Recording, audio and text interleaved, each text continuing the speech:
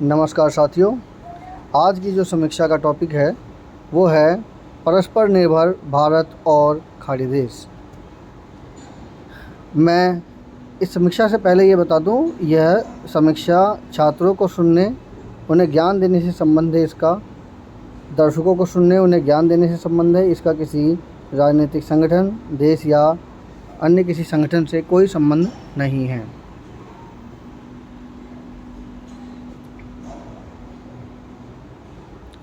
संयुक्त अरब अमीरात यानी यूएई के राष्ट्रपति रहे शेख जायद बिन मोहम्मद के नियंत्रण पर मई 1981 में भारतीय प्रधानमंत्री इंदिरा गांधी ने इस खाड़ी देश का दौरा किया था। 1981 में किया था दौरा।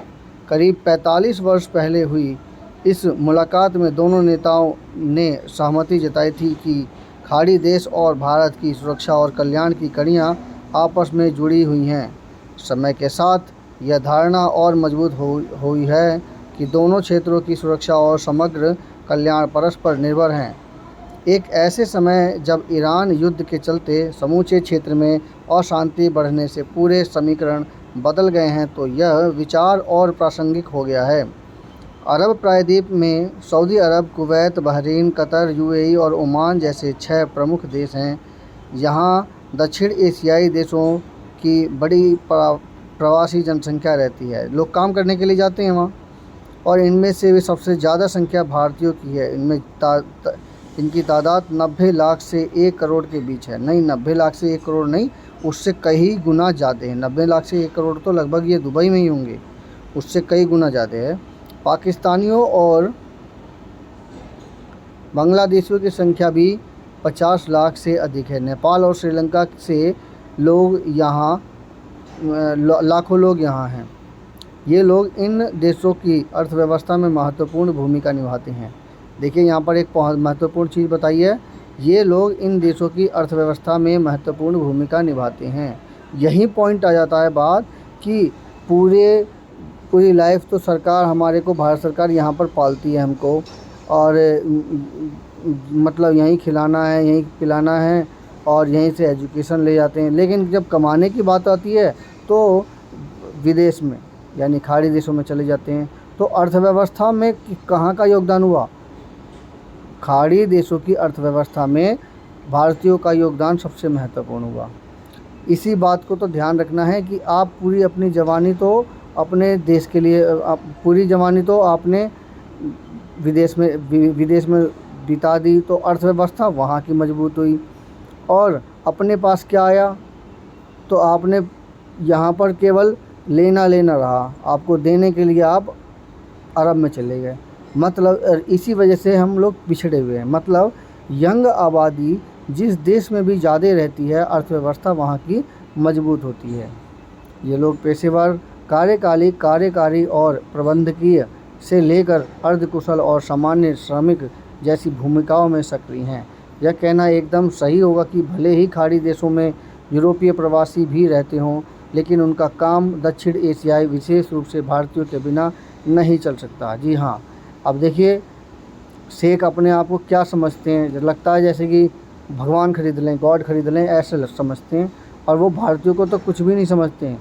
और उसी बात को और इसी वजह से वो भारतीयों को बुला करके अपने काम करवाते हैं। कभी किसी को भेड़ बांधने में लगा दिया, कभी किसी को घर की सुरक्षा में लगा दिया, सफाई में लगा दिया, यही छोटे मोटे कामों में लगा देते हैं। तो वो क्या है, हम लोगों को कुछ समझते नहीं हैं। काम से जुड़ा भारतीयों का कौशल और भरोसा उन्हें इन देशों के व्यापक रूप से स्वीकार बनाता है।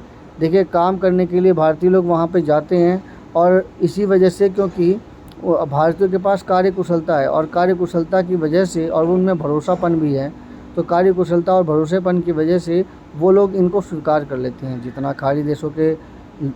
खाड़ी के देशों को प्रवासियों की आवश्यकता है, उतना ही उन्हें भी है। जितना हमें ज़रूरत है उतना उन्हें भी। मतलब एक तरह का हम आदी बना गए हैं, क्योंकि वे अपने देश की भारी मात्रा में धनराशि भेजते हैं। अपने देश को भारी मात्रा में धनराशि इन्हीं प्रवासियों से आती है, और कोई रास्ता नहीं है। यानी हम सर्विस दे करके अपनी कमाई ले रहे हैं। जबकि अमेरिका केवल सेल कर करके यानी बेच करके, अपने प्रोडक्ट को बेच करके वो कमाई ले रहा है। चीन अपने प्रोडक्ट को बेच करके कमाई ले रहा है। मैं यही बात कहना चाहता हूँ कि जो लोग विदेश में जा रहे हैं वो अपना पैसा कमा करके ला रहे हैं, वो ठीक है, लेकिन लाने के बाद आप कहाँ लगाते हो? आप उसे शादी ब्याह में लगा देते हो, आप उसे ज़मीन लगाने में लगा देते हो। आप ये सोचिए, आप शादी ब्याह में लगा देते हो तो आप अपनी सिर्फ आप रेपुटेशन बना लेते हो। आप अगर ज़मीन ख़रीदने में लगा देते हो तो या घर बनाने में लगा देते हो तो वो सिर्फ आपकी रेपुटेशन बन रही है। जबकि देश के लिए योगदान के लिए ज़रूरी है कि आप अगर वहाँ से कमा के लाएँ तो उससे कुछ एक नया धंधा स्टार्ट करें, जो कि नया रेवेन्यू इकट्ठा करे, जो कि चीन की तरह आत्मनिर्भर बनने की कोशिश करें। ताकि क्योंकि आप ही लोग यंग लोग हैं जिसके ऊपर जो विदेशों तक जा कर के कमा के लाया है, यानी कि आप लोगों में योग्यता है। उस योग्यता को समझते हुए सरकार को जनता को चाहिए, वो जनता जो जागरूक है वो अपना खुद का व्यवसाय बनाए और ऐसे खास करके नए इनोवेटिव आइडिया यानी कि नए तरह के नवाचार या नए तरह के उपकरण बना करके अपने कार्य को दक्ष बनाएं, जिससे कि ज़्यादा से ज़्यादा लोकप्रिय हों। और सच तो यही है कि आप कोई भी अगर उपकरण चाहे अपने देश में बनाएं, चाहे आप कहीं भी बनाएं, आपका जो माल है अमेज़ॉन, फ्लिपकार्ट या दूसरे सेंटर पर अगर आप उसे लगाएंगे तो वो बिकेगा ही बिकेगा। तो आज के समय में नवाचार की वैल्यू है। आज चीन इसी वजह से आगे है क्योंकि उसके पास नवाचार है, नए आइडिया हैं, वो नए आइडिया का इस्तेमाल कर लेता है। आज अमेरिका क्यों आगे रहा, पहले से आगे क्यों रहा? क्योंकि उसने जैसे ही अमेरिका बना और सेकेंड वर्ल्ड वार से निपटारा हुआ, उसने तुरंत ही नए और जो योग्य आदमी थे वो तुरंत अपने पास बुला लिए थे, और जो योग्य और कुशल श्रमिक उन्हें मिल गया। तुरंत ही नए तरह के नवाचार यानी नए तरह की खोजें होने लगी, और उसी खोजों की वजह से जो कमाई, जो अगर हम 10 चीज़ बेच करके जो इनकम हम कमा लेते हैं, वो केवल एक चीज़ बेच करके हमारी इनकम से लगभग 100 गुना ज़्यादा वो इनकम एक ही बार में कमा लेता है। तो इस चीज़ का ध्यान रखें कि आप देश में योगदान के लिए ये महत्वपूर्ण है कि आप किस तरह का योगदान दे रहे हैं। अपने देश की भारी मात्रा में धनराशि भेजते हैं। रेमिटेंस कहीं भी जाने वाली यह धनराशि इन देशों के बृहद आर्थिक स्थायित्व में संतुलन की भूमिका और बाहरी झटकों से बचाने में उपयोगी होती है।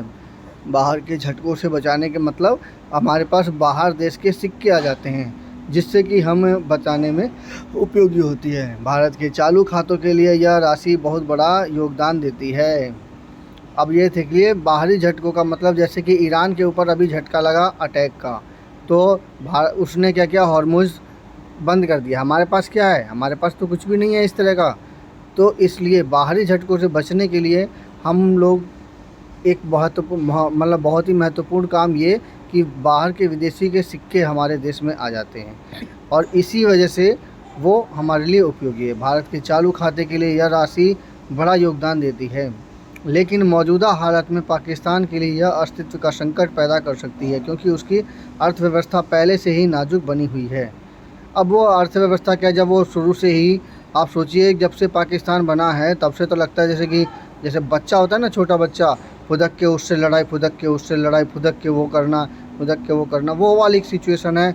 कभी अर्थव्यवस्था, कभी राजनीतिक स्थिरता उनकी आई नहीं, तो कहाँ से कोई वो अर्थव्यवस्था को समझाएगा। और कहने के लिए पाक और इस्तान यानी पवित्र लोगों का देश, और पवित्र तो कहीं से दिखता नहीं है। सारे के सारे मुसलमानों को नाम से देश बनाया हुआ है, तो उसे पवित्र कैसे कह देंगे, और राम जाने उनकी कहानी।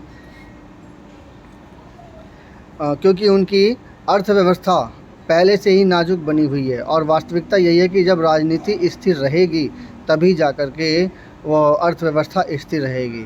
और देश चलाने का पहला कर्तव्य ये है कि उसमें अर्थव्यवस्था को संभाला जाए, और सब कुछ इसी अर्थव्यवस्था और राजनीतिक स्थिरता से ही होता है। मतलब साफ है कि राजनीतिक उथल पुथल से प्रभावित कोई भी देश अगर रहा तो उससे अर्थव्यवस्था पर पूरी तरह से चोट लगेगा। कभी जब भारत पाकिस्तान से अलग हुआ था तो ज़्यादातर जो लोग गए थे पलायन होकर के, वो ये सोच के नहीं गए थे कि वो पाकिस्तान में मुसलमानों के लिए अलग जगह बन गई है। नहीं, वो इसलिए गए थे क्योंकि वहाँ पर उस समय की अर्थव्यवस्था वो मजबूत थी, और क्योंकि वहाँ पे खेती और सभी चीज़ की अर्थव्यवस्था ठीक थी, तो जिसकी वजह से राजनीतिक स्थिरता थी। तो उन्होंने सोचा था कि अर्थव्यवस्था मजबूत है तो राजनीतिक स्थिरता भी आएगी, लेकिन हुआ उसके ठीक उल्टा। जैसे ही देश आज़ाद हुआ, वहाँ पे अर्थव्यवस्था कमज़ोर होने लगी, राजनीतिक स्थिरता आने लगी। अब बात आती है कि राजनीतिक उथल पुथल से प्रभावित बांग्लादेश के भी रेमिटेंस की अहमियत कहीं ज़्यादा बढ़ गई है। अब देखिए, इसी तरह से राजनीतिक अस्थिरता कितनी बड़ी योगदान देती है कि वो बांग्लादेश को भी इसी तरह से प्रभावित करता है। जब जब अर्थव्यवस्था पर असर पड़ता है, तब तब राजनीतिक अर्थव्यवस्था जब जब अर्थव्यवस्था पे असर पड़ता है, तब तब राजनीति की अस्थिरता दोनों ही डगमगाती है। मतलब ये एक दूसरे के पूरक हैं। और सच बता दूँ तो किसी भी देश की अर्थव्यवस्था ही मुख्य कारण है उसके राजनीतिक असर का। अगर स्थिर सरकार है तो अर्थव्यवस्था भी स्थिर रहेगी, अगर थोड़ी सी सरकार उथल पुथल हुई तो राजनीतिक अवस्था भी उथल पुथल होगी। और इसी वजह से सरकार को, कोई भी पक्ष हो चाहे विपक्ष, कोई भी सरकार अगर आए तो पूर्ण बहुमत से अगर आती है तो वो किसी उथल पुथल के प्रभाव को कंट्रोल कर देती है। आपको याद होगा कि एक बार जब मनमोहन सिंह दूसरी बार प्रधानमंत्री बने थे तो उस समय अच्छी खासी वोटिंग के साथ बीजेपी विपक्ष में बैठी थी। क्यों? क्योंकि वो वोट ज़्यादा लाने के बावजूद भी विपक्ष में इसी वजह से वोट बैठी थी, क्योंकि वो यह नहीं चाह रही थी कि राजनीतिक अस्थिरता आए। बार बार अस्थिरता आने से देश की अर्थव्यवस्था पर बुरा प्रभाव पड़ता है। और लास्ट में जब नरेंद्र मोदी जी आए तो उस समय उन्होंने पूरी राजनीतिक स्थिरता लाना शुरू कर दिया। तो यह राजनीतिक अस्थिरता और अर्थव्यवस्था दोनों का एक दूसरे के साथ लिंक है। और आपने देखा भी होगा कि पोजीशन, जब से नरेंद्र मोदी जी आए हैं तब से कितनी ज़बरदस्त पोजीशन बनाई हुई है रैंक के हिसाब से अर्थव्यवस्था में। और ऐसे ही मनमोहन सिंह के समय में जब वो 15 साल की उनकी स्थिर सरकार रही है, स्थिर सरकार की वजह से वो काफ़ी लंबे समय तक स्थिर सरकार रहने की वजह से काफ़ी लंबे समय तक अर्थव्यवस्था भी स्थिर रही। आज उनकी अर्थव्यवस्था के स्थिर होने का फ़ायदा श्री नरेंद्र मोदी जी ने उठाया, जबकि वो विपक्ष के हैं। लेकिन महत्वपूर्ण बात यह है कि कोई भी पार्टी आए, महत्वपूर्ण बात यह है कि जब राजनीतिक स्थिरता आएगी तो अर्थव्यवस्था में स्थिरता आएगी ही आएगी। और अर्थव्यवस्था जब स्थिर रहेगी तब सब कुछ व्यवस्थित होगा। जी हाँ, सबसे महत्वपूर्ण बात है कि अर्थव्यवस्था कैसे स्थिर रहे।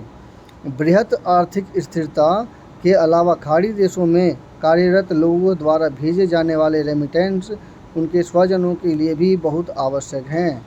देखिए, कोई भी आर्थिक स्थिरता को खाड़ी देशों से जो कमा करके भेजते हैं ना अपने घर में, वो भी बहुत ही ज़रूरी, क्योंकि अधिकांश परिवारों की योजनाएं इसी भेजी गई राशि के आधार पर टिकी होती हैं।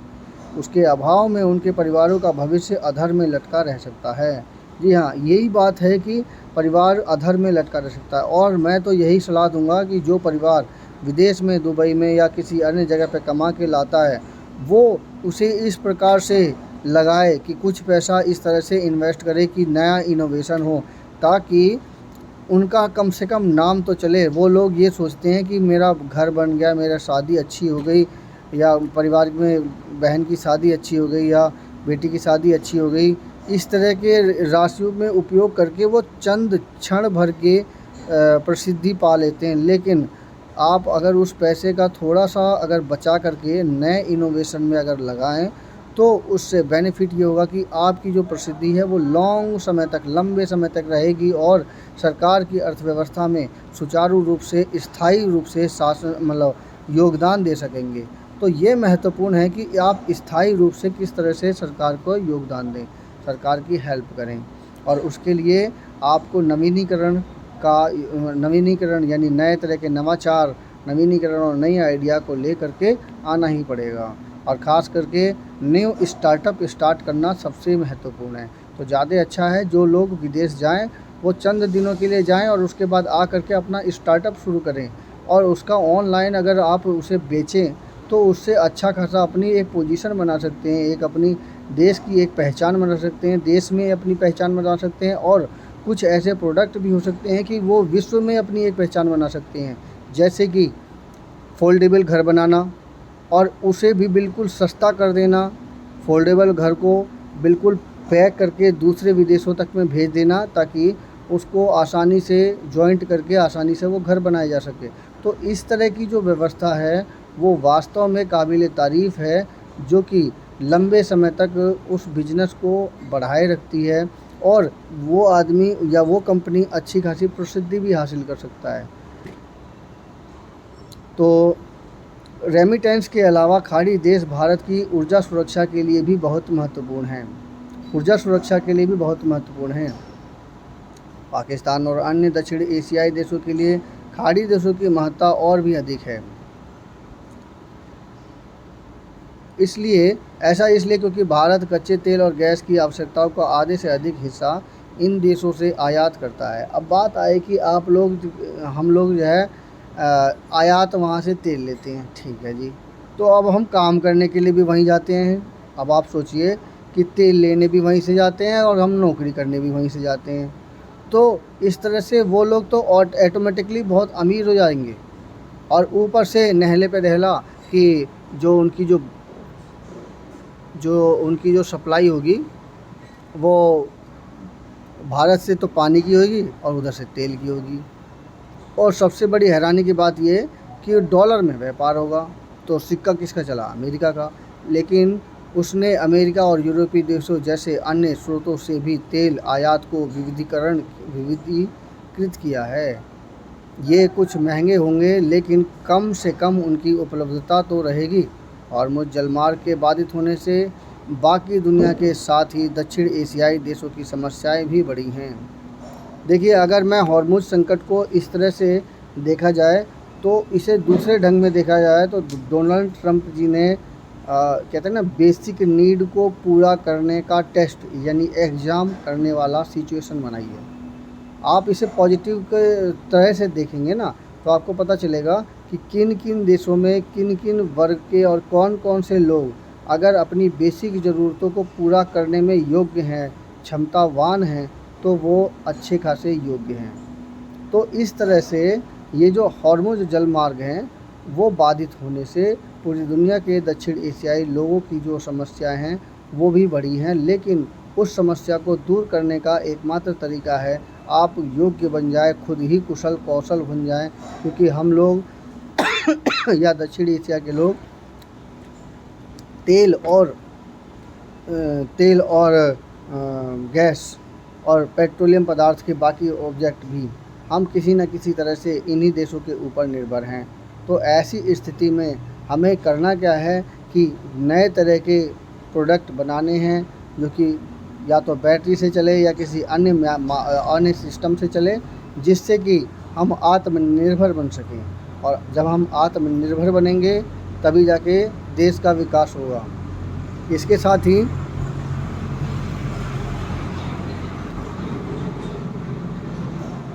साथ ही अगर गैस की कमी हो रही है तो आपको ऐसे इंस्ट्रूमेंटों का इस्तेमाल करना चाहिए जैसे कि बिजली से चलने वाले इंस्ट्रूमेंट और मतलब चूल्हा, स्पेशल तरह का चूल्हा जो कि बहुत कम इफ़ेक्ट डालता हो। तो इस तरह से नए तरह के इनोवेशन आइडिया बहुत ही बेनिफिट देंगे। यानी कि अगर हम इसे पॉजिटिव ढंग से देखें तो ये बहुत सारे देशों को आत्मनिर्भर बनाने की एक प्रेरणा सौंप रहा है। तो क्योंकि हॉर्मुज़ जलमार्ग में जो संकट है उसका असर पूरी दुनिया पे पड़ेगा, तो इसकी वजह से तेल के दाम और गैस के दाम पर भी पूरी तरह से असर पड़ेगा। लेकिन इसे अगर दूसरे नज़र से देखा जाए तो इससे अर्थव्यवस्था को किस प्रकार मजबूत करना है और किस प्रकार से कोई भी देश या कोई भी नागरिक देश का वो आत्मनिर्भर कैसे हो, इस चीज़ को समझ सकता है। पाकिस्तान के लिए समस्या यह है कि उसे सऊदी अरब और यूएई से क्रेडिट यानी बाद में भुगतान के साथ ही तेल मिलता है।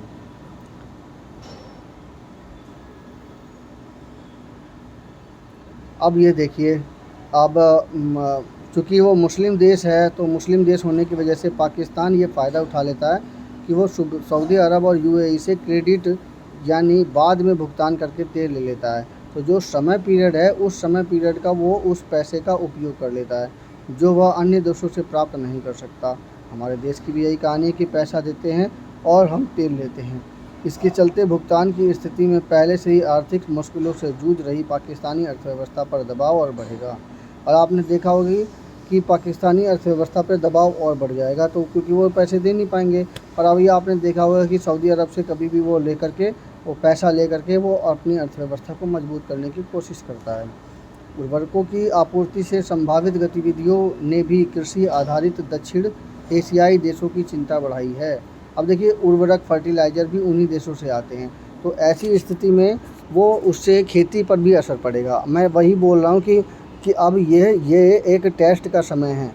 डोनाल्ड ट्रंप को सब बुराई करते हैं, लेकिन आप ये सोचिए कि इसका पॉजिटिव वेव क्या है। तो पॉजिटिव वेव ये है कि देश अपने आप आत्मनिर्भर बने।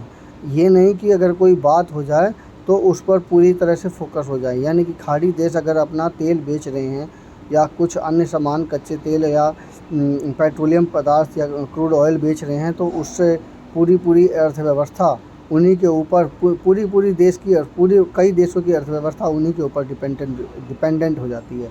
तो ऐसी स्थिति में ये वो टेस्ट का समय है कि कौन सा देश अपनी अर्थव्यवस्था को मजबूत ला सके, स्थायी मजबूती ला सके। महत्वपूर्ण बात यह है कि वो स्थायी मजबूती कैसे ला सके। और ऐसे में ही सोने पे सुहागा, अगर ऐसा हो जाए कि कोई भी ट्रेन या कोई भी डीजल उपकरण वाली या पेट्रोल उपकरण वाली, जैसे कार हो गई या ट्रेन हो गई या अन्य उपकरण, अगर वो किसी अन्य तीसरे की सहायता, यानी कि कोई ऐसा इंस्ट्रूमेंट, कोई ऐसा ऑब्जेक्ट बना दें जिससे कि वो चलाई जा सके अपनी सुपर फास्ट स्पीड में, तो उससे ये एक सोने पे सुहागा होगा और वो मतलब वो अपनी आर्थिक स्थिति को मजबूत कर सकता है वो देश।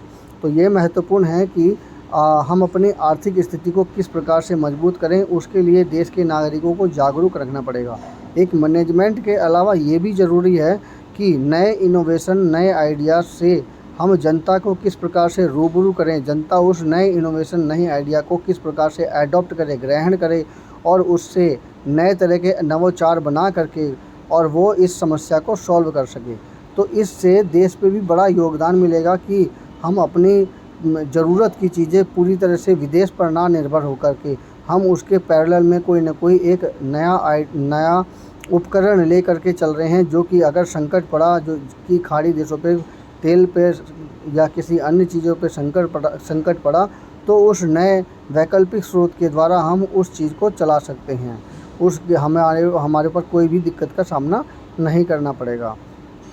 तो ईरान युद्ध ने इसे प्रभावित किया है। दुबई बंदरगाह कई निर्यात गंतव्यों के लिए पड़ाव भी है। खाड़ी क्षेत्र भारत समेत कई दक्षिण एशियाई देशों के लिए निवेश की महत्वपूर्ण स्रोत भी है। भारतीयों और अन्य दक्षिण एशियाई लोगों ने भी खाड़ी देशों में भारी निवेश किया है। अब देखिए, जो पैसे वाले हो जाते हैं वो खाड़ी देशों में भारी निवेश करते हैं, तभी वो बड़ी बड़ी बिल्डिंगें बनी हुई हैं। मतलब कि अपने देश को वहाँ से तेल मिल रहा है और उसी रेगिस्तान में जहाँ पे वर्कर हमारे काम करने के लिए जाते हैं, वो वास्तव में वो तेल निकालने के शुरुआत में तो वो तेल निकालने के लिए गए थे, पर वहाँ के जो नवाब लोग हैं वो हमको इस तरह से गुलाम बना गए कि उन्होंने वहीं पर बड़ी बड़ी बिल्डिंगें बना दी और उन बिल्डिंगों में कंटिन्यू लोगों के काम देने शुरू कर दिए। तो इस प्रकार से पूरा का पूरा देश, लगभग कई देशों के लोग वहाँ पर जाते हैं और अपना सामान शेयर करते हैं या वहाँ पर नौकरी करते हैं। तो निवेश के महत्वपूर्ण स्रोत भी हैं वहाँ पर। भारतीय और अन्य दक्षिण एशियाई लोगों ने खाड़ी देशों में भारी निवेश भी किया है। जो बड़े बड़े घर जो बने हुए हैं, इस युद्ध से उन पर आशंकाओं के बादल छाए हैं।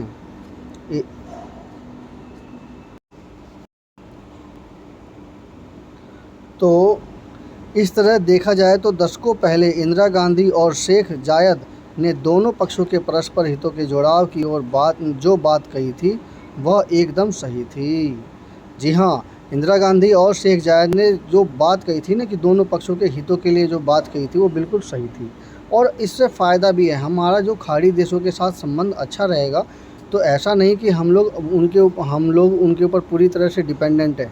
हम लोग उन्हें अपना सामान भी बेचते हैं, यानी कि हमारा फोकस पूरी तरह से नौकरी ना, सर्विस ना दे करके हमारा फोकस व्यापार भी होना चाहिए। यानी एक बड़ा वर्ग ऐसा भी खड़ा होना चाहिए इंडिया में जो कि अपने ऑब्जेक्ट को वहाँ बनाए और उसे सेल करे, जिससे कि क्योंकि वहाँ पर एक देश के लोग नहीं रहते, वहाँ कई तरह के देशों के लोग रहते हैं, जिससे कि हमारा जो इंक्रीमेंट होगा, हमारे जो देश की जो पहचान बनेगी वो हमारी अच्छी पहचान बनेगी। तो ये ज़रूरी है कि हम वहाँ पे सर्विस सेक्टर में ना घुस करके हम उसे व्यापार सेक्टर में अगर कन्वर्ट कर दें तो इससे देश का बहुत ज़बरदस्त फ़ायदा मिलेगा।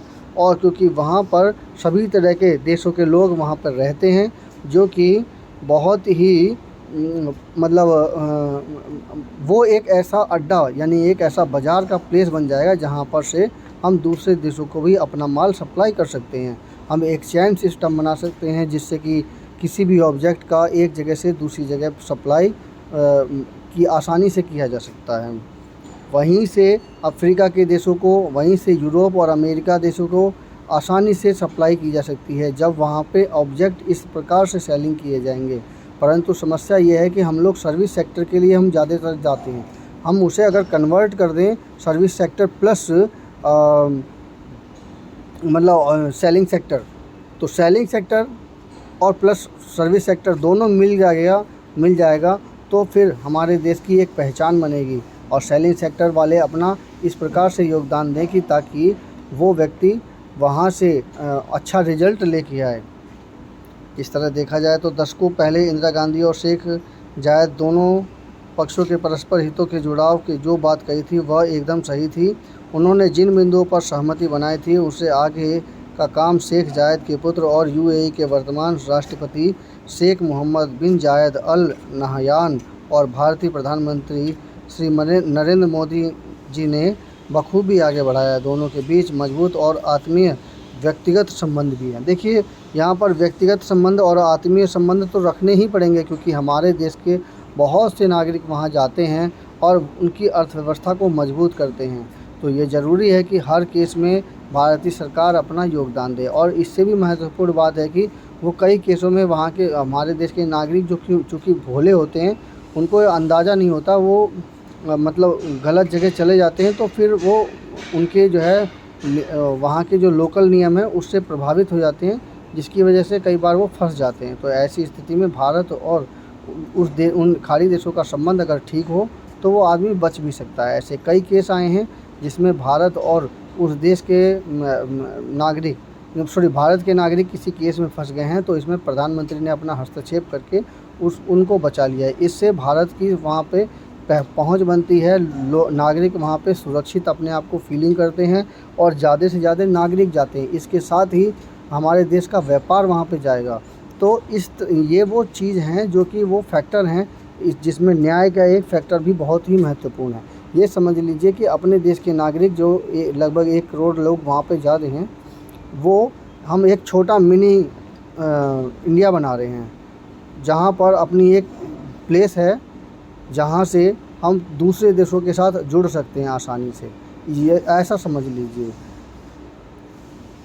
यदि पाकिस्तान भारत के प्रति इतना नफ़रत से भरा ना होता तो और बांग्लादेश में भी हालिया अस्थिरता का परिचय न दिया होता, तो संभव है कि दक्षिण एशिया में भारत उनके साथ मिलकर अमेरिका, इजराइल और ईरान से अपील कर सकता था कि वे टकराव के बावजूद कूटनीति का सहारा लें। जी हाँ, अपने देश में जो है ना, ये मतलब ये जो भारत उनके साथ मिलकर अमेरिका, इजराइल और ईरान से अपील कर सकता था कि वे कूटनीति का सहारा लें। जी हाँ, ये बहुत ही महत्वपूर्ण है कि स्थिरता लाई जाए। कैसे स्थिरता लाई जाए, लेकिन वहाँ पे अस्थिरता क्यों आती है? भाई तेल का क्षेत्र है, तेल की वजह से वो लोग काफ़ी ज़्यादा पैसे वाले हैं। जब ज़्यादा पैसे वाले हैं तो जाहिर सी बात है उनमें आपस में द्वंद्वता यानी रेस रहेगी। उस रेस में जो कमज़ोर हो जाएगा बाकी उसे दबाने की पूरी कोशिश करेगा, क्योंकि वो भाई पैसे वाला हो जाएगा। तो यही सब कूटनीति, ऐसी स्थिति में वो आपस में लड़ भी सकते हैं और यही वहाँ पर हुआ। तो ऐसी स्थिति में कूटनीति का सहारा लेना सबसे ज़रूरी होता है। अभी प्रत्येक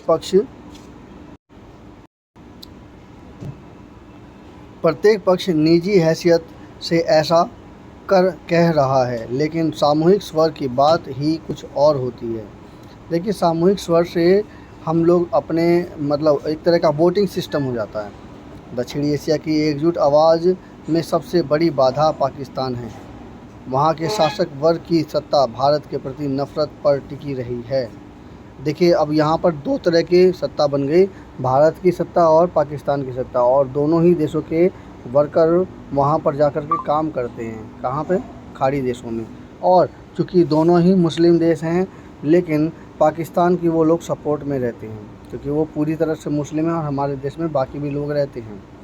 वहाँ के शासक वर्ग की सत्ता भारत के प्रति नफ़रत पर टिकी रही है। जी हाँ, पाकिस्तान की जो सत्ता है वो नफ़रत पर टिकी हुई है, जिसकी वजह से ये सब होता है।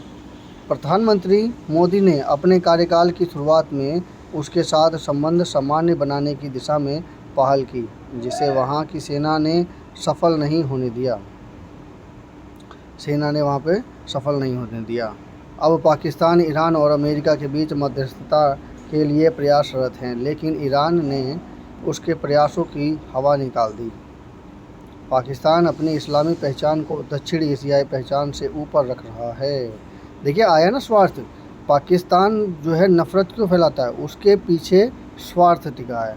चूँकि खाड़ी देश के लोग भी वो मुस्लिम हैं और पाकिस्तान भी मुस्लिम कंट्री है, तो वो एक दूसरे को सपोर्ट करेगा। यहाँ पर उसी चीज़ का वो फ़ायदा उठा लेता है।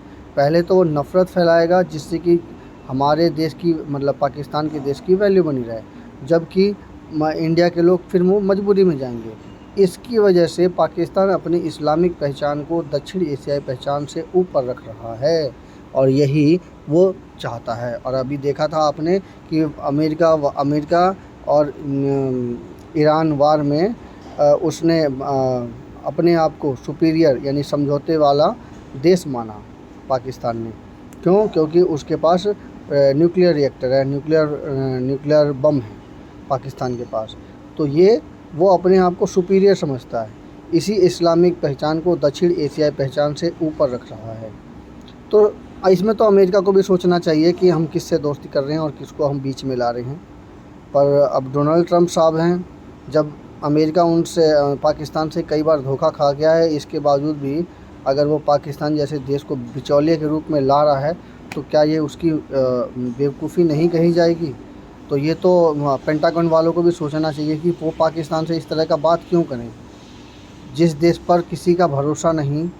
अब वो किस तरह से भरोसा समझते हैं पता नहीं, लेकिन ये तो कंफर्म है कि अमेरिका पाकिस्तान से कई बार धोखा खा चुका है। इसके बावजूद भी पाकिस्तान को वो युद्ध में बिचौलिए के रूप में ला रहा है। इस्लामिक देशों में पाकिस्तान के पास ही परमाणु हथियार है, पर उसके चरित्र को देखते हुए इस्लामिक देश ही उसे गंभीरता से नहीं लेते। जी हाँ, वो कहते हैं ना, दादागिरी दिखाना, मेरे पास परमाणु बम है, और इस धमकी की वजह से उसे इस्लामिक देश भी बुरी नज़र से देखते हैं। अब सब कुछ पैसा नहीं होता। देखिए, विकसित देशों में अगर देखा जाए तो अरब के खाड़ी के देश काफ़ी ज़्यादा विकसित हैं अगर कंपैरिजन किया जाए तो पाकिस्तान के। लेकिन पाकिस्तान के पास परमाणु रिएक्टर है, परमाणु बम है। परमाणु बम की वजह से वो मतलब एक तरह का इस्लामिक स्टेट में ध्वंस दिखाता है। तो इसकी वजह से वो उसे करैक्टरलेस ही समझते हैं। जो इस्लामिक देश हैं वो उसे करैक्टरलेस ही समझते हैं। और वैसे भी जिस देश की स्थिर सरकार नहीं है, उसकी वजह से अर्थव्यवस्था स्थिर नहीं है, और उसके हाथ में दे दिया फुलझड़ी मतलब परमाणु बम, तो वो क्या कहेगा कि मैं कभी भी छोड़ दूं, और धमकी देता रहेगा। ऐसा बाकी देशों के भी साथ हो सकता है। तो जाहिर सी बात है, ऐसी स्थिति में जो इस्लामिक देश होंगे वो उसे क्या समझेंगे? ऐसा समझेंगे जैसे कि किसी बच्चे के हाथ में खिलौना दे दिया, बंदूक दे दिया, और जो कह दिया कि मैं गोली चला के देख रहा हूँ, उस तरह का डर पैदा करने वाली बात कर देगा। तो क्योंकि उसकी राजनीतिक अस्थिर और अर्थव्यवस्था डवाडोल है। पाकिस्तान ईरान युद्ध को अपना कद बढ़ाने के मौके के रूप में देख रहा है, पर वह हमेशा की तरह एक मोहरे के रूप में ही इस्तेमाल होगा। शायद यही उसकी नियति भी है ना भाई बात, कि वो एक मोहरे के रूप में इस्तेमाल होगा। भले ही उसके पास परमाणु बम हो, भले ही उसके वर्कर जो है खाड़ी देशों में जा रहे हों और उसकी वजह से इस्लामिक स्टेट वाले जो खाड़ी देश हैं वो उसके सपोर्ट में हों, लेकिन इसके बावजूद भी वो मोहरे के रूप में इस्तेमाल किया जाता है। और ख़ास करके मोहरा कौन चलाता है? जो शक्तिशाली होगा, यानी कि अमेरिका उसको मोहरा बना करके चलाता रहता है। और जो शक्तिशाली होता है उसको मोहरा बना करके उसको जो भी शक्तिशाली देश होगा, जैसे अमेरिका हुआ, नॉट ओनली अमेरिका बल्कि चीन भी है उसमें, और चीन के अलावा और कई भी देश हैं, वो पाकिस्तान को आसानी से मोहरा बना लेते हैं। और उसके पीछे का कारण है अर्थव्यवस्था, क्योंकि पाकिस्तान समझता है कि मैं इसी तरह की कूटनीतिक और राजनीतिक प्रयासों में अगर मैं घुसूँ तो मुझे इससे इनकम नहीं होती है। और सच भी यही है कि वो उनकी जो राजनीतिक स्थिति है वो कुछ इसी तरह की है कि वो ऐसी चीज़ों में ही वो इन्वॉल्व होकर के पैसे कमा लेते हैं। अब जैसे वो अफ़गानिस्तान वार में हुआ, वो अभी अफ़गानिस्तान वार में समझौते के बहाने लेकर के वो चंद किस तरह से अमेरिका ने पाकिस्तान को पूरा माला माल कर दिया। इसके बावजूद भी वो लोग अफ़गानिस्तान को स्थिर नहीं कर पाए। और जब वो स्थिर, यानी कि जब से तालिबान आया है तब से थोड़ा बहुत अगर स्थिति ठीक भी हुई है तो उसे मान्यता नहीं दी गई। तो मतलब ये है कि अस्थिरता आ ही गई। कुल मिलाकर के पाकिस्तान को एक मोहरा बनाया जाता है और जिसका इस्तेमाल बड़े आसानी से ताकतवर मुल्क कर लेता है। और समस्या तो ये है कि जाने कैसी उनकी राजनीति है कि वो उनका मोहरे का शिकार बन जाती है। हालांकि इसमें अमेरिका उसका अपना पूरा पैसा लगाता है और उसके बाद ही उसे रिज़ल्ट मिलता है। मेरी समीक्षा कैसी लगी कृपया कमेंट कीजिए, चैनल को सब्सक्राइब कीजिए। धन्यवाद।